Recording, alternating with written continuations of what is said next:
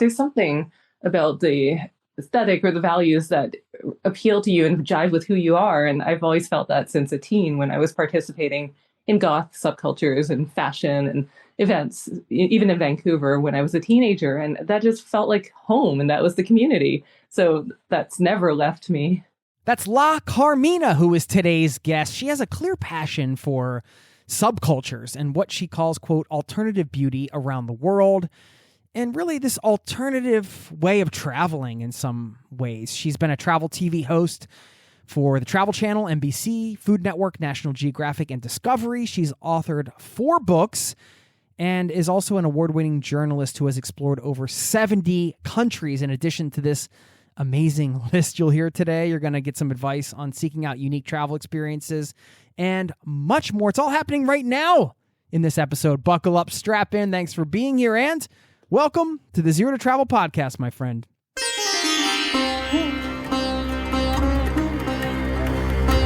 You're listening to the Zero to Travel podcast, where we explore exciting travel-based work, lifestyle, and business opportunities, helping you to achieve your wildest travel dreams. And now your host, world wanderer and travel junkie, Jason Moore. Hey, this is Jason here with ZeroToTravel.com. Welcome to the show, my friend. Thanks for hanging out, letting me bring a little travel into your ears today. This is the show to help you travel the world on your terms, to fill your life with as much travel as you desire, no matter what your situation or experience. Excited to welcome La Carmina to the show today. You can learn more about her at lacarmina.com. And one of the TV shows she did host was World's Weirdest Restaurants. It was on the Food Network, and I was excited to get her list, which, as she shared at the top, transcends just these locations, but it'll give you some ideas on where to go and perhaps some themes that you can explore in your own backyard when it comes to having food-related experiences at home or around the world. She was the perfect one to tap for this episode, and I appreciate the way she curates and how she approaches travel. And we get into her story about how she transitioned from Yale Law School to a life of travel, essentially, her time volunteering with a punk band in Myanmar, and much more. Hope you enjoy this episode, and stick around on the back end. She does issue a challenge at the end of this conversation. You're going to hear my answer to that, plus a quote from one of the queens of quips. Thanks for listening, and I'll see you on the other side. Enjoy the conversation.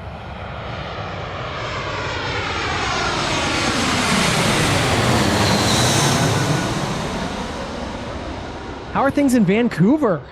The weather finally turned rainy. It was a really long summer of heat, as I think every country had. Vancouver is one of those places that I haven't been, and it drives me crazy. I don't know if you have certain destinations that, you know, there's especially, oh, I want to visit this place or that place. And then there's certain destinations where you're like, how have I not been there? It's sort of driving me crazy. I haven't been there. Vancouver is one of those for me because I've heard so many incredible things. Do you have other destinations like that? They're just like, oh. Oh, you know, the funny thing is Norway is one because I've been to most of Western Europe, Scandinavia, and somehow miss Norway. All right. I'm glad to hear that we're on the list. Did you grow up in Vancouver? Yeah, I did. Lived in a couple places, and it's a good home base. Still, it's nice to have Canadian citizenship. I'm sure you like Norway situation, considering the world these days. Yeah. I got citizenship here this year, as a matter of fact, and I have the U.S. citizenship now. So, well, they didn't allow dual citizenship for a long time, and I just kind of operated under the assumption that they would allow it one day, and then they did, and I was like, yes, my master plan. Yeah, it's good for the long term. It is. Do you have a place that you feel most at home? Is it at home in Vancouver, or are there some other places? Oh, well, Japan is like a second home to me because I spent so much time there, formative years, and I love the subculture, the food, everything. I have so many friends there. So being back there after 3 years away because of the pandemic was amazing. I was there not too long ago. Okay, yeah, so it was 3 years away from what you would consider your second home. So what was that like, just kind of getting back there and seeing your friends? Oh, man, you know, I felt I had to get resituated because a lot had changed. Even in a few years, things closed or, you know, new things popped up. So I was busy. I felt every day there were people I had to see because it gives you the sense after the pandemic, you never know when you see people again. I didn't think the country would be closed off for several years like that. No, nobody could have predicted that. Yeah, I really wanted to make the most of it and, you know, do all my favorite things, and nothing's better than that. Yeah. Is that the place that you've spent the most time in outside of your home country, would you say? Oh, at this point, yeah. I mean, my family's from Hong Kong, so we would go there a lot when I was a kid. But as I was into my 20s, and then I would spend a lot of time in Tokyo because I was blogging and writing books about Japanese pop culture. And then I would still go back every year or so for different jobs and to see people. It's interesting when you fall into patterns of travel and you kind of take it for granted that travel is free for you, as in it's easy if you have a good passport, but that's not always the case. I'm so grateful that I have a passport that can allow me to, or has allowed me to move around the world in that way. I should just mention I am on with award-winning travel and gothic fashion journalist, author, blogger, and TV host for Discovery, National Geographic, and Travel Channel, among others, La Carmina. You can learn more about her at lacarmina.com. Of course, we'll link up to everything in the show notes. So officially welcome to the Zero to Travel podcast, La Carmina. Thank you. Thanks for taking the time to get up so early and do this. I know some years ago you did some volunteering with some punk bands in Myanmar. I wanted to hear more about that experience and ask if you had heard it from any of your friends there since the coup. So Myanmar turned out to be one of the favorite places I ever visited for me and for Yukiro, my friend who went with me. And, it's interesting because people don't, for me, my focus is subcultures around the world. Wherever I go, I check out what are the goths and punks doing? What's the alternative culture? Is there some niche here that's different?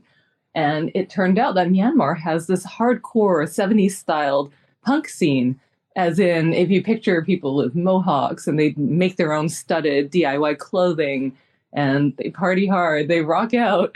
And that's centered around this one band called Rebel Riot. They speak English and they're really welcoming. So despite the piercings and tattoos, these are some of the kindest people you'll meet. And that extends to their volunteer work.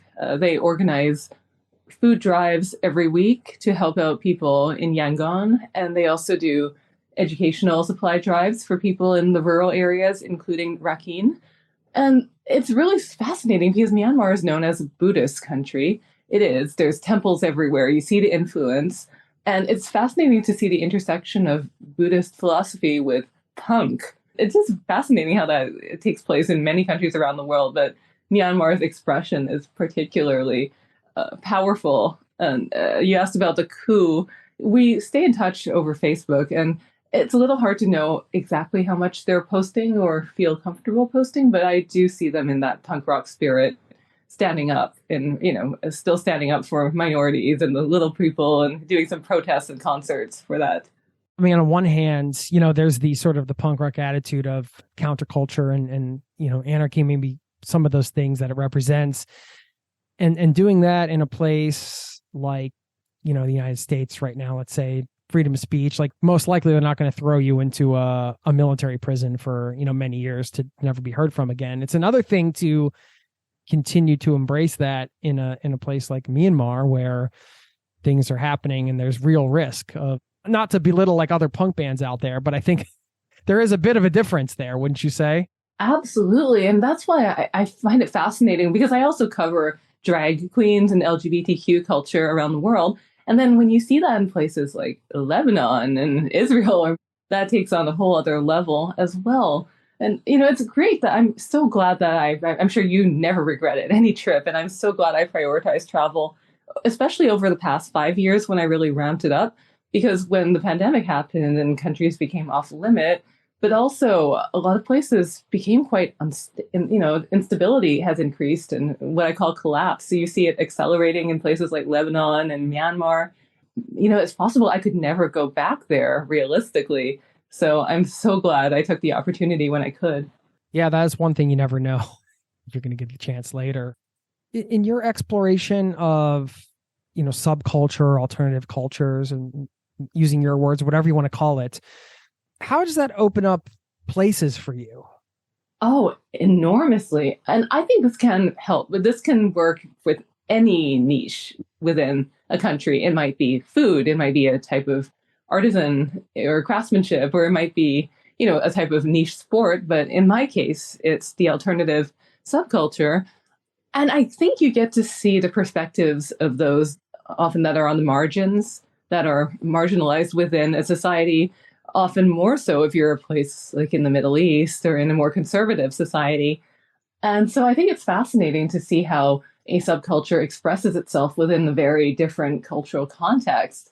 It seems to me, just kind of from the research I've done, kind of like providing education, humanizing people who are perhaps deemed by some to be living their life or part of their lives on the fringes of society in some way. Kind of defending people's belief against the mainstream narrative created by whether it's like mass media or a large institution, like a religious institution or whatever. Am I off base there? No, you're so point. And I think that's one of the great things about travel, because it's one thing to look something up online, but if you have the privilege to be able to actually be there, speaking to people and seeing it for yourself, I think it opens up a whole new window into empathy, into seeing how someone very different from you can live their lives and where they're coming from.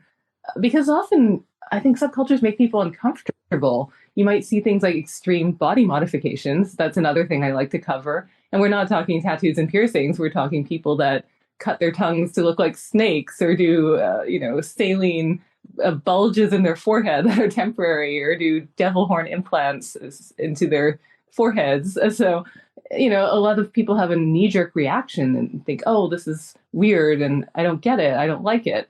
So I like to kind of question those expectations and say, hey, people express themselves in different ways. Why don't we just get to know where they're coming from, what motivates people to want to express themselves in a way that's challenging? I mean, people aren't going to do these challenging things unless it really matters to them. And maybe we can better understand them and appreciate it. Why is that important to you as an individual? Like, why does that drive you? What is it about that it makes it such a central theme for your work? Mm-hmm.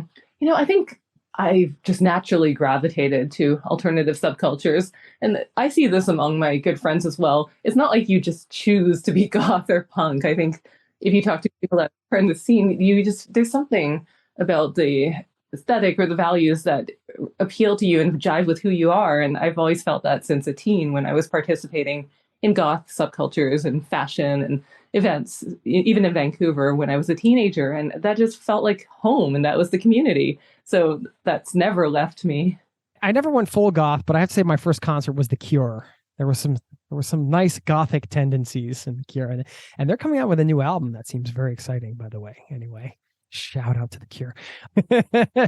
I can't imagine you having much fun in law school. You went to law school at Yale. That sounds like a bad recipe.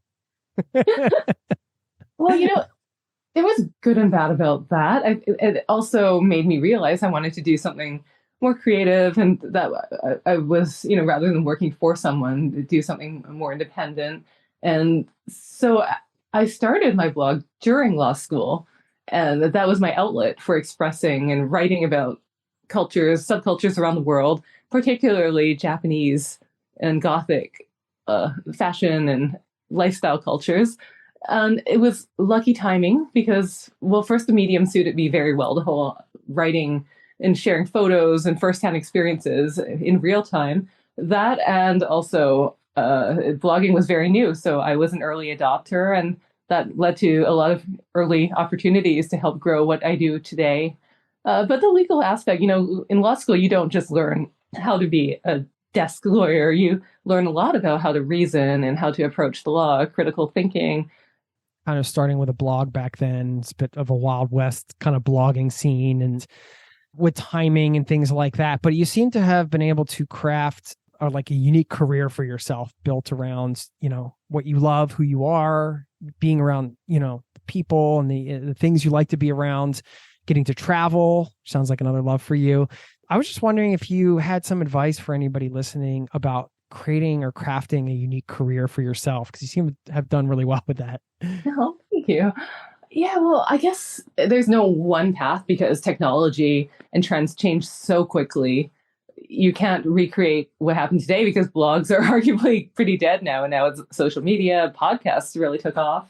But I think the main thing is kept putting out content. I think it's often difficult to put things out because you might get criticized or you might get feedback and whatnot, but you learn so much from it. And the more you do, the more you put out. I mean, I see you have over 600 episodes or something. You just have to put in the work and put things out there, and it grows. And I think, when you mentioned I'm into subcultures and all that, I never thought it might take on this expression. It was simply a natural gravitation. And things like social media didn't even exist earlier on in my career. There was only MySpace. So I think an ability to evolve and test the waters and experiment a little and just see where things go. I mean, it's something that I've been doing for years that ramped up, and you just go with the flow, and sometimes things happen. Should we get into this list of the world's weirdest restaurants? Let's do it. I mean, alongside your personal travel experience, I think you've been to like 70 plus countries or something like that, right? You've written books, hosted TV shows on the topic of food. You've done a lot around it. So I just wanted you to share your sort of foodie background so people would have a better understanding of where you're coming from. And then maybe we can get into this pretty fascinating list you put together. Yeah, great. And again, that's a great example of how sometimes if you write or, pursue something that piques your interest and then you just keep on putting out content, it can lead to unexpected things. So because I have my family's from Hong Kong, we often spent a lot of time in Asia. So I'd be eating my way around places like Tokyo and Hong Kong. And there's also a really great Asian food scene in Vancouver, Canada, where I lived. So I was really drawn to that, and not just the food itself, but the pop culture elements, because even back in the day, you'd see these cute cafes in Hong Kong and Japan, Hello Kitty themed cafes, stuff that you would not see in North America. And when I was in Japan around 2007, 2008, there was this new trend of theme or fantasy cafes. And again, this goes with the theme of how it depends on the time and moment, because now everyone's heard of maid cafes, cat cafes. You see them all around the world. But back then, that was new. And nobody was writing about them because blogs were pretty new. So you might have a couple of Japanese websites written in Japanese, but nobody writing in English about their personal experiences visiting an Alice in Wonderland themed cafe or a monster themed cafe.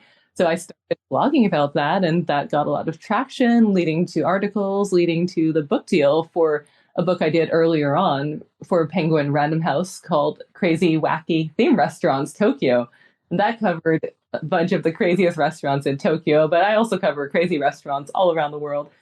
Yeah, this seems to be like a really good intersection for your work, right? Like you've just being interested in sort of the subcultures, taking that into the food world and then finding some of these sort of interesting places that aren't the normal. I think you've been to all these places as well. Yeah.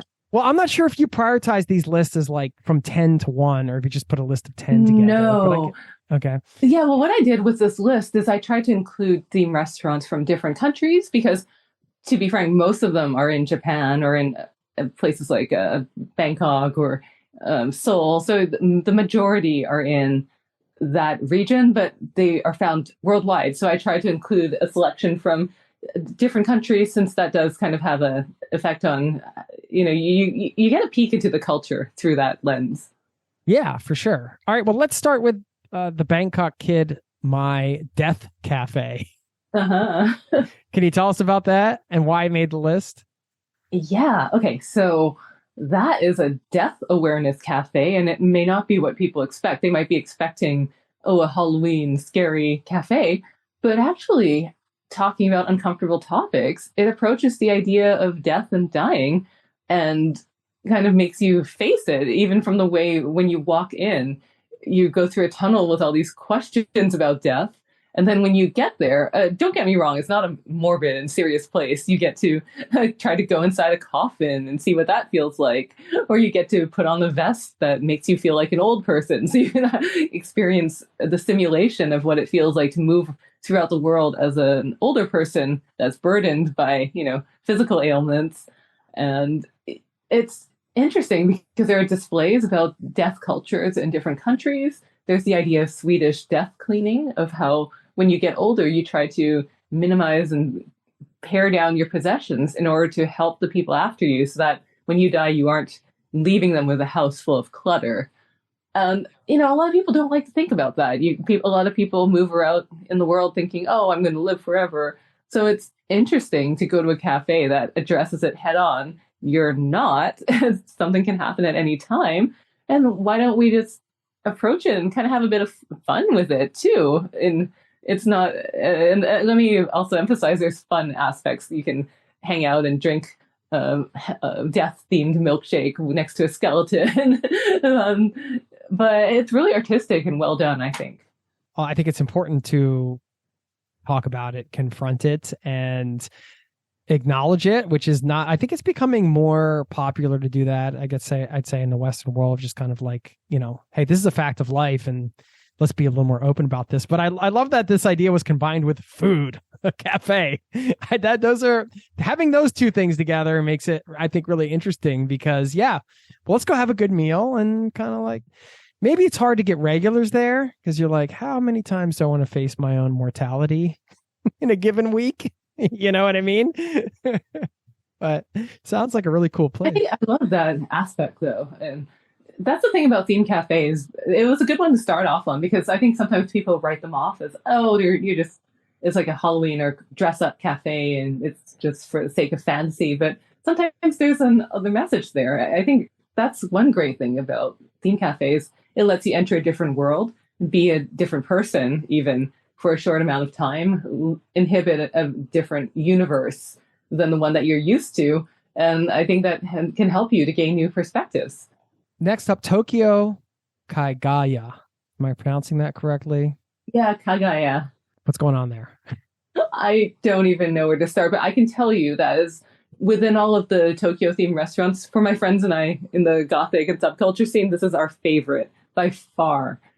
And that's because it's not a commercial theme cafe that's based on decor or whatever. It's all about the owner, Mark, who is incredible. He trained in, traditional Japanese dance back in the day, but the cafe he created becomes a surreal experience based on his performances that involve bizarre costumes and nonsensical, artistic, weird performances that just leave you laughing. He's hilarious. And I don't want to spoil surprises, but let's just say when you go there and you think you're in a normal izakaya or a family style restaurant in Japan, and nothing is as you'd expect. So when you're asking for the menu, it comes with all these surprises and weird performances that leave you laughing. And we never grow tired of it. We keep going back over and over. Sounds amazing. Cool. All right. Well, we won't include too many spoiler alerts there. I'm adding this into my growing file of travel things to do when I'm out there. All right, let's go back to your hometown, or where you're located, I should say, now in Vancouver. Twin Peaks Restaurant. Yeah. So there's a restaurant called the Black Lodge in Vancouver, and it is Twin Peaks themed. So anyone who's seen that. Okay, the show, based on the show. Yes, which is a cult hit, David Lynch, and it's from the 80s with the whole Laura Palmer story. And it captures the theme perfectly with these wood cabin style booths. You can have black coffee and cherry pie. There's Twin Peaks decor all over, and the cocktails are themed after characters or phrases in the series. And I love that. I love fan experiences. I'm fascinated by fandoms as well, because some people are just obsessed with the most niche topics. But then Twin Peaks is one that I think a lot of people really adore. And it's great to see a restaurant where they recreate the Red Room, for instance, is one quite famous element, and they made the whole hallway and bathroom look like it. So I think that's so cool to enter a world that uh, of these characters and storylines that you love, often growing up. For me, this is a bit of an aside, but there's a new Nintendo World in Japan, in Osaka, and as someone who was a Nintendo fan growing up, I want to go and see how Mario and his friends are. Yeah. I mean, is there like a display where you get to blow on the cartridge? Because you always had to blow on the cartridge to make it work, you know? Remember that? Authenticity. Speaking of themes, I did an event 2 summers ago now. I don't know. Anyway, at this summer camp, and they have a summer camp for adults. And one of the theme things they have is this whole John Waters camp. You know, the director, John Waters. He's oh, yes. Huge fan. Yeah. So there's a whole like clan of like John Waters comes in and like John Waters fans, and they all go to this camp in Connecticut, and they have like a John Waters like weekend, and they dress up like the characters, and there's all kinds of crazy stuff happening. And it just kind of reminded me of that because it's just so, like you said, it's like this niche, like the Twin Peaks thing. It's like this niche or niche, whatever you want to say, thing, and you get to have an experience with it. It's kind of cool. Yeah, I love that. All right, Seoul Hello Kitty Cafe, Seoul, Korea. Yep. Oh man, Seoul has great theme cafes. Taiwan as well. I mean, there's just something about the Asian experience of wanting to celebrate all things cute culture. Hello Kitty's from Japan, but the Hello Kitty Cafe, I should note there are a couple in different countries, but the one in Seoul is this bright pink house with heart-shaped windows, and it's adorable. I'm also someone who grew up with Hello Kitty. I had all the Hello Kitty stationery as a kid.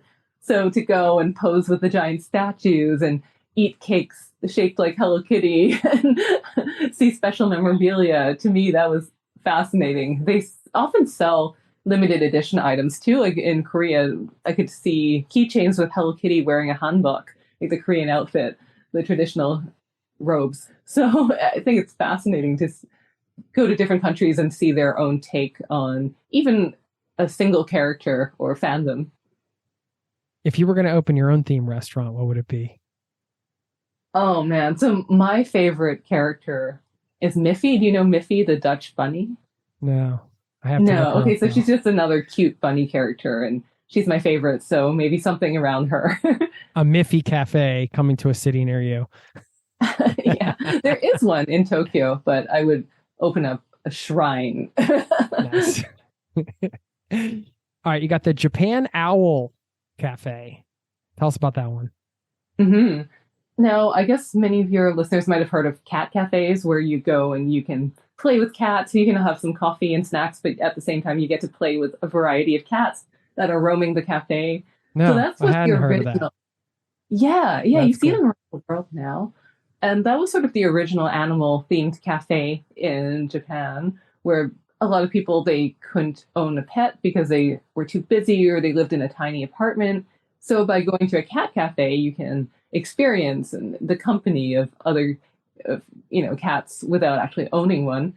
And because that was so popular, that expanded to different animals. There were bunny cafes and hedgehog cafes, dog cafes even, where you can experience different animals. And it's got to the point of owl cafes. I think that came out around 2014-ish. And that was a whole new spin on it because not that many people get to interact with an owl, right? A cat and dog is one thing, but to hold an owl and to see like different owls of different sizes, different features, and they're just so fascinating, these creatures. I love their eyes and their intelligence and the way they interact in the world. So to go to an owl cafe is a very cool way to do that. As a business owner, I wonder if you're just like, oh, I'm just going to pick this animal and see what happens. It's like, how do you know? Oh, it's interesting. If it's cute and cuddly, it tends to do better, especially in Japan. Cute and cuddly. The Taipei Modern Toilet Restaurant. Tell us about that one. Well, that's a poopy restaurant because it's themed after toilets. And this is one of those things I love about pop culture in Asia. Sometimes it just makes no sense and it seems so out there, and yet it's great if you visit. I mean, who would visit a toilet themed cafe? But I'm raising my hand right now. yes, right. And that's the thing that takes a concept that is so out there and they do it in a cool way and people can have fun. It's a great way to experience something different with your friends and have a conversation starter. So you go in and you get to sit on toilets while you eat and drink, and they'll serve you a platter with, imagine brown soft serve that looks like poop, and you get to eat that. My kids would love that. Ridiculous, and that's part of the fun of a theme restaurant. That's another one where the business owner must have been like, me, either this is going to work like gangbusters or this is going to be the biggest bust of all time. you know, either money's going to go into the toilet or it's exactly, yes. All right, there's a cigar bar in Switzerland. Am I reading that right, or what is it? Or Giger. Okay, Giger bar. What's a Giger bar? Okay, so have you seen the movie Alien? With Sigourney Weaver? A long time ago. Okay, Alien? So, yeah, like the classic sort of with Sigourney Weaver. That's it. Yep. Okay, so that's a hugely popular and influential movie, and the whole Alien, the xenomorph, that black alien design, and just all the horror aesthetics that became so influential in pop culture. That was designed by H.R. Giger. He's a Swiss artist, and his works are surreal and biomechanical is the word for it. It's like incorporating alien elements with futuristic robotic elements. And the museum and bar is a tribute to his world. He also did the art concepts for the movie Species 2, and he did Dune. At one point they were going to make a Dune movie before the one that recently came out, and he did the art concepts for it, but the movie never got made. It's just so imaginative. His bar they have all these arches that look like spines, and you get to sit in chairs that look like a human skeleton. So if you're familiar with the Alien aesthetic, it's kind of like going into that world. Yeah. That's cool. And that's in Switzerland, right? Yeah, in Gruyere, of all places. So you can go to this cute little Swiss town and eat the cheese and then go to like a surreal horror bar. It's really cool. All right, in Buenos Aires, you have the Perón restaurant. Got a few more left here. Well, tell us about this one. Yeah, so Eva Perón, or Evita, she's an icon in Argentina, and they created a restaurant themed after her and her husband. So the Perón restaurant, this is great. It's such a lens, right, into fandom, into the unique culture and politics of each place. And over there, you just get to see how beloved Evita is by many Argentinians. There's essentially a shrine to her, and people leave these pictures or offerings, and you can eat and drink things that are themed after incidents in their political career, like famous mottos or phrases that they said, both the Perones. And there's a lot of Peronistas still, which I didn't know about. That's why you learn a lot of things when you go to niche places like this. And so every so often they would sing and stamp the Perón song and wave their napkins. Like they still are very much fans and idolizing the Perones so many years later. Nice. Two more. We got the Tokyo Vampire Cafe. What's that all about? I can guess. It's all about vampires. Pretty much. And again, I think, sometimes people think, oh, I'm going to do a whatever theme, and they get some cheap costumes, or, that's not the case when you are in Tokyo. They go all out. The decor is immaculate. They put a lot of effort and thought into it. So, for instance, the hallway looks like blood, and the low tables look like coffins, and the waiters are dressed like vampires, but it's not kitschy, dollar store costumes. They're in these beautiful Lestat velvet capes and legit vampires. And, there's candlelight. There's something about the mood and aesthetics that these cafes capture so perfectly. They really do justice, I think, to a fandom or to a theme. If you love Lost Souls or, Anne Rice. This is like entering their world. Lost Boys to me is the best vampire movie of all time. Nice. All right, last we got the LA Beetle House. Yeah, so Beetle House, there's an LA and a New York location, and this one's Tim Burton themed. So for fans of Tim Burton's universe, you get to, snap pictures with Beetlejuice, and you get to see displays. So it's mainly Beetlejuice themed. So you get characters popping out here and there, but there's also tributes to other Tim Burton films. Again, just it's so fun to, if you're into John Waters or a certain filmmaker, it's cool to go to a place where you get to be a character in one of his films. What do you think of Los Angeles as a city? So I lived there on and off for a little while, and I have lots of friends there. So I actually do really like it because if you know where to go and you kind of don't have to handle the highways, there's a lot of great alternative culture there. And yeah, I personally like it. I mean, there's good and bad. I don't think I'd live there, but whenever I go, I have a great time because I know what to check out and because of my friends. Yeah. How did the TV thing happen? Like, how do you like doing the whole TV hosting thing? Is that, I guess you're a TV fixer and producer too. I'm just wondering, is that, something you enjoy? Are you planning on doing more of that? How did it happen? Yeah, I guess the fun thing is with what I do, I get to dip my toes in a variety of projects, and I just freelance depending on what comes up. Because a lot of these things aren't consistent, especially during the pandemic. All the TV production and travel, both travel and TV shut down.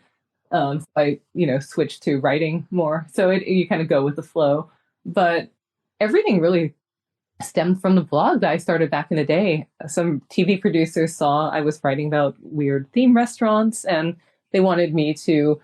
And I should also note, I always post photos of my friends and me, and we're dressed up in these outfits. So they figured I could be a fun addition to Bizarre Foods with Andrew Zimmern on Travel Channel. And that was my first major show where I showed him around weird theme restaurants in Tokyo. And then when you do one thing, that just kind of leads to more. And when you start to get more and more requests to not just be on camera, but to make the arrangements, because in Japan, if you're a Western company flying to Tokyo trying to do a show, there's a language barrier. How do you make arrangements? And in Japan, you can't just show up at a place and start shooting. You have to clear it and get through all the red tape. So my pirate, as I call her, Naomi Rubin and I, we started a production company that focuses on these logistics, and we help TV shows that come to Japan get their shoots done. Yeah, cool. You enjoy it?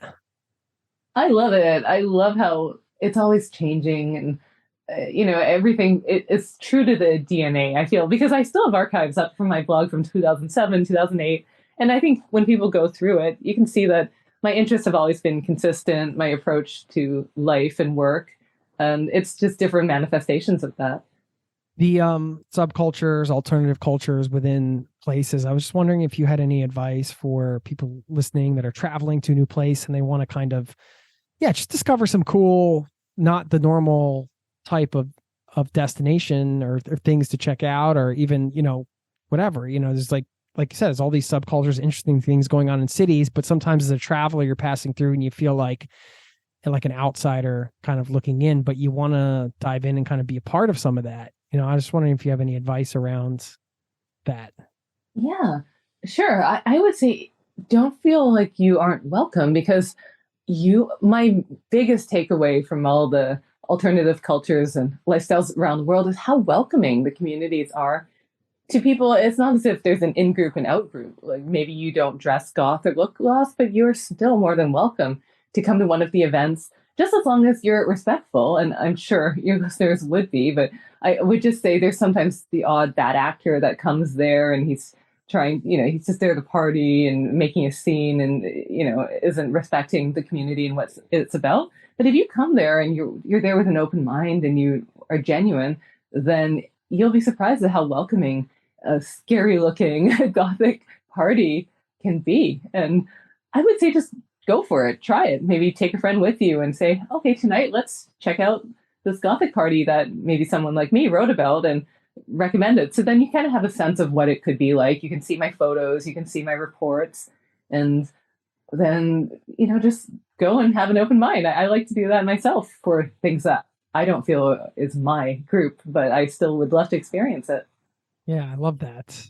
Whatever your comfort zone is, it's always important, I think, to get out of it, outside of it as a traveler and in your work or whatever. You've done so many projects, you got so many things going on. I'm wondering what success means to you.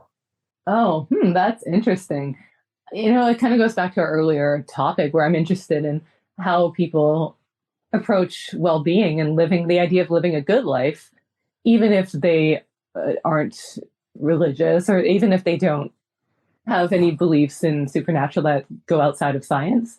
So to me, success is that it's being, to draw a bit into the Buddhist philosophy, being happy within, or, being neither grasping or being repelled by anything in the moment, and just being able to be present in the moment and sit with it and not be wanting or pushing away. So I think that's really success, because you have stories of successful, air quote, people out there, right, with fame and money, and they're some of the most miserable people in the world. So I really don't see that. And, I get to see celebrities or meet them in my work. And to me, the most successful people are the ones that live a life that's good on their terms and that they feel they can be themselves to the max, freely express themselves and just move through life in a way that's easy and free and happy. Did you ever struggle with expressing yourself, and so publicly online, like kind of putting yourself out there, even like in the earlier days? Maybe it's easier now, but was that ever a tough thing for you to do? Oh, absolutely. Especially in the earlier days, because blogging was not a career. It was brand new. It wasn't a thing at all. And nobody was growing it into a career. So you don't know what you're doing and you don't know what it's going to lead to. I think people should just, try, though, because not every platform survives. Remember Vine or, previous social media? So some things, they become defunct and that doesn't work out. But then often, like I know a lot of Vine creators, they grew a following there and then they moved to YouTube or they moved to TikTok. So no matter what you do, it's still a learning curve and you still do grow from it, and you might gain skills or, fans from it, and you can always apply that to whatever is next. So it's never a failure to just try and put yourself out there. Where are you traveling to next? You got any trips planned? Yes, I'm so excited. I'm going to Colombia, to Medellin, I think is the pronunciation. Yeah. For the first time. Nice. When? I leave in about a week, and it's a work trip because I often do press trips or jobs, and this one is arranged. It's a collaboration with the Colombia Tourism Board, but also a restaurant. So I'm going to be featuring, this sounds terrible, right? Featuring the Michelin-starred restaurant El Cielo there and the chef, and getting to know the food culture of Colombia. That's really cool. How long are you going to be down there for?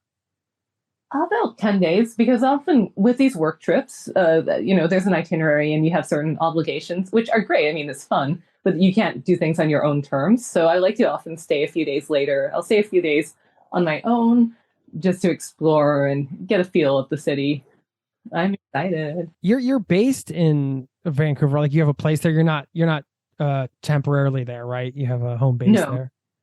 Yeah, that's, I think, often a nice way. That way all your stuff is in one place. You don't have to worry about you have a home base. I don't think I could do the digital nomad thing. I know many people do, and it worked for them, but I don't think at this stage in my life, and considering how I think it's going to be ongoing, instability in the world and restrictions and surprises. So I think this is a good way for me to do it.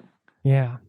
You got to do what's right for you. I mean, it seems like you've been really good at that, doing what's right for you, right? Like just being authentic, being your authentic self, and letting these projects come organically. And looking back, it's probably, I mean, you've written 4 books now and done all this TV stuff. It's pretty incredible. So congratulations on everything. I appreciate you taking the time to pop by here and share your perspective. And also, this really cool list, I would say, of restaurants that I want to visit Now you've kind of challenged me. I guess like I like to set out a challenge sometimes at the end of these shows, and maybe that's the challenge, is like go find some like, I don't know if every city or place has a theme restaurant, but like, find what do you want to say? The quirk? I'll let you put the challenge out there. Like, find the strangest, quirkiest. I don't know. Yeah, that's good. Quirkiest, most eccentric. Yeah. I'm wondering what that would be now in Oslo. I need your help finding it. I'll take a look and send you some recommendations.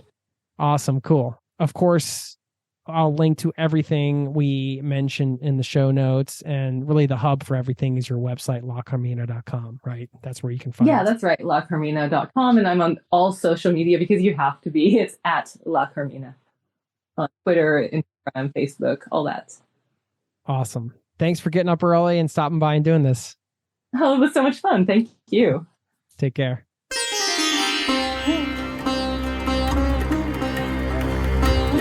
There you have it. Thank you to La Carmina. That's La, Carmina, lacarmina.com. You can check her out there. The various books, shows, and I love her alternative approach to travel in some ways, I would say.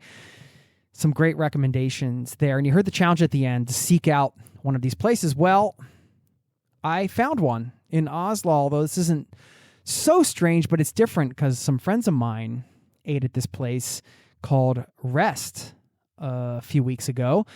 And this restaurant makes meals out of leftovers, essentially. The leftover scraps that aren't used in food production, which is a really cool concept. Rest is short for restaurant, but it also in Norwegian means what is left over. And on their website, they say, quote, food waste is recognized as a major challenge in Western food industry and consumerism. It raises grave moral and environmental issues. It insults common sense, and it robs us of potentially brilliant tastes and experiences. Our ambition is to bring such experiences to you in our restaurants. So when my friends went, they had some very interesting food on their plate. You can imagine what is thrown out when food is packaged and brought to your stores. They don't usually package up the hooves and the eyeballs and things like that. So you don't really know what you're going to get, but you show up and you get something interesting, that's for sure. So I'm going to have to hit that place up. That was my answer to that challenge in Oslo. And of course, turning that challenge over to you. Is there any place you can find within a reasonable radius of your home if you're not traveling, or next time you go on a trip that gets you a little out of your comfort zone? Always a fun thing to do. I enjoyed that chat. Okay, leave you with a couple quotes. First, quick reminder, zerototravel.com/newsletter. It's free. You can sign up over there. I send out a weekly newsletter. Put a lot of time into it because it's fun, and I like to keep in touch with listeners off the podcast. So sign up over there if you haven't done so. The queen of quips, I would say, is Dolly Parton. At least she's one of them. She's got so many great quotes. And she had a food-related one I wanted to share, but then I kept reading through some of her other quotes, and I'm like, well, I got to share more than one Dolly Parton quote because she's just magic. So here you go. Couple quotes from Dolly to send you on your day. First, we cannot direct the wind, but we can adjust the sails. Love that. And along those lines, if you don't like the road you're walking, start paving another one. Those two kind of go together. And lastly, she said, quote, my weaknesses have always been food and men, in that order, end quote. There you go. Thanks for listening. Peace and love to you and yours, and I will see you next time. Cheers.